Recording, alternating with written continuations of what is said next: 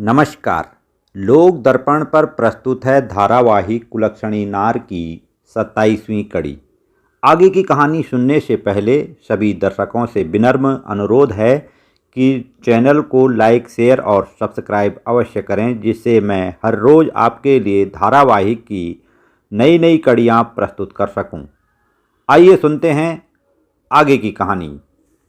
बंटी और रवि ने सूरत से कुबेर के माता पिता के लिए जो पत्र भेजा था, उससे मंजू के सिर से यह लांछन तो हट ही गया कि कुबेर को सन्यासी बनाने में मंजू के शादी के पूर्व की कहानी जिम्मेदार है। उनका पत्र भेजने का दांव मंजू के लिए फिलहाल सही साबित हुआ, लेकिन मंजू का दिमाग बहुत शातिर था। कुबेर के सन्यासी बनने के बाद अब वह बंटी और रवि में से किसी एक के साथ शेष जीवन गुजारने की योजना बनाने लगी। रवि की शक्ल सूरत बंटी से बेहतर थी। वह उम्र में भी मंजू की उम्र के आसपास ही रहा होगा। पैसा भी वह बंटी से अधिक कमाता था। दोनों साधुओं के मंजू के गांव पहुंचने की घटना के कुछ दिनों बाद ही मंजू का ध्यान अपनी अगली योजना पर केंद्रित हो गया। उसने अपनी सहेली से बंटी के मुंबई के दफ्तर का पता मंगवाया। इसके बाद उसने रवि को अपनी चाल में फंसाने के लिए बंटी को एक पत्र लिखा। पत्र में उसने लिखा कि मैंने रवि और तुम्हें उस दिन जो काम सौंपा था, शायद तुम दोनों उसे भूल गए हो।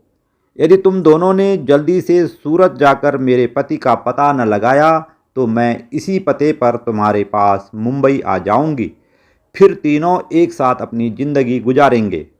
उसने पत्र में उन दोनों को यह भी हिदायत दी कि पत्र मेरे मायके के पते पर ही भेजना तथा पत्र प्रेषक की जगह स्वयं के नाम का प्रयोग कदापि न करें, अन्यथा उसके परिवार और गांव वाले उस पर शक करने लगेंगे। एक सप्ताह बाद बंटी को मंजू का पत्र मिला तो उसके मन में एक नया भय व्याप्त हो गया। उसने सोचा कि कहीं मंजू ने कोई ऐसा कदम उठा दिया तो सारे इलाके में उसके साथ साथ परिवार वालों की भी बदनामी होगी। जब उसने यह बात रवि को बताई तो यह बात सुनकर रवि के भी होश उड़ गए। रवि ने बंटी को सलाह दी कि मंजू को चिट्ठी में साफ साफ लिखकर बता दो कि हम लोग सूरत गए थे, लेकिन उसके दिए गए पते पर कुबेर नहीं मिला। उसके पुराने मकान मालकिन ने बताया कि वह सन्यासी बन गया है। जिस बाबा ने कुबेर को दीक्षा दी है, हम उससे भी मिले, लेकिन उन्होंने बताया कि कुबेर वृंदावन की यात्रा पर गया है। बंटी ने रवि से झल्लाते हुए कहा, तू भी कैसी पागलों वाली बात करता है। यह सुनकर तो वह चुड़ैल सीधे ही यहाँ आ धमकेगी। तुम कुछ और उपाय बताओ। रवि ने बंटी को बताया कि बिना पत्र लिखे काम नहीं चलेगा। रवि ने अपनी सर की बला टालने के लिए अगले दिन ही मंजू को पत्र लिखा और डाकघर जाकर उसे मंजू के मायके के पते पर भेज दिया। उसने चालाकी बरतते हुए मंजू के पत्र से एक सप्ताह पहले की तारीख उसमें लिखी। पत्र में उसने अपने सूरत जाने की बात लिखी। उसने मंजू को लिखा कि कुबेर ने संन्यास ग्रहण कर लिया है। साथ ही उसने मंजू को इस दुख को सहन करने के लिए धैर्य रखने और अपनी ओर से इस दुख के प्रति अपनी संवेदनाएं भी व्यक्त की। वह सोच रहा था कि शायद इससे मंजू उसे माफ़ कर देगी। इधर बंटी ने भी मंजू को पत्र लिखकर यही बात लिखी। बंटी ने भी मंजू के मायके के पते पर पत्र भेज दिया। एक सप्ताह बाद दोनों के पत्र एक ही दिन मंजू को मिल गए। दोनों ने ही पत्र प्रेषक की जगह मंजू की स्कूल की सहेलियों के नाम लिखे थे।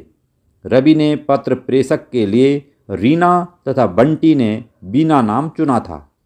पोस्टमैन ने दोनों ही पत्र मंजू के पिता को दिए। मंजू के पिता ने सोचा, जवान बेटी के लिए सहेलियों की भेजी चिट्ठियां क्या खोलनी है, इसलिए उसने दोनों पत्र मंजू को दे दिए। मंजू बचपन से ही बहुत शातिर थी। उसने दोनों चिट्ठियां पढ़ी और उनकी लिखावट को उस चिट्ठी की लिखावट से मिलान किया जो सूरत से कुछ माह पूर्व उसके ससुर को कुबेर ने भेजा था। जब उसे बीना यानी बंटी की लिखावट वाली चिट्ठी और उस पत्र की लिखावट एक समान लगी तो वह मन ही मन हंसने लगी। उसने अगले रोज बंटी के बजाय रवि को पत्र लिखा। पत्र में उसने साफ साफ लिखा कि उसे पता चल गया है कि बंटी मेरे लिए सूरत गया था, लेकिन अब वह यही बात बंटी के घर बताएगी कि उसने जानबूझकर सूरत जाकर मेरे पति के नाम से झूठी चिट्ठी लिखी, जिससे कि मेरे शादीशुदा जीवन में यह तूफान आ गया है। उसने मेरे ससुराल चिट्ठी लिखकर अच्छा नहीं किया। यह सूचना सुनते ही मेरे बूढ़े सास ससुर को बहुत बड़ा सदमा लगा। मेरी सास तो यह बात सुनकर पागल हो चुकी है। मेरे ससुर भी अब मेरे लिए किसी अन्य रिश्ते की बात करने लगे हैं। मैंने अपने माता पिता से बंटी के घर पर ही मेरे रिश्ते की बात करने को कह दिया है, लेकिन घर वालों को बंटी से अधिक तुम पसंद हो। यदि तुम चाहो तो इस बेसहारा मंजू की ज़िंदगी में नई बहार ला सकते हो। यद्यपि तुमने मुझे बचपन से देखा है, लेकिन जैसा तुम मुझे समझते हो मैं वैसी नहीं हूँ। यदि कुबेर के साथ मेरी शादी के बाद के बिताए कुछ दिनों को निकाल दिया जाए तो मैं बिल्कुल पाक साफ हूँ। मेरी बातों पर विश्वास करना न करना अब तुम्हारे हृदय पर छोड़ रही हूँ।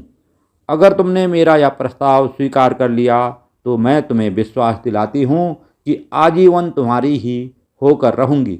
लेकिन यदि तुम किसी तरह की आनाकानी करोगे तो फिर मेरे पास दूसरा रास्ता भी है, जो मैंने तुम्हें और बंटी को पहले ही बता दिया है। ये थी धारावाहिक कुलक्षणी नार की 27वीं कड़ी।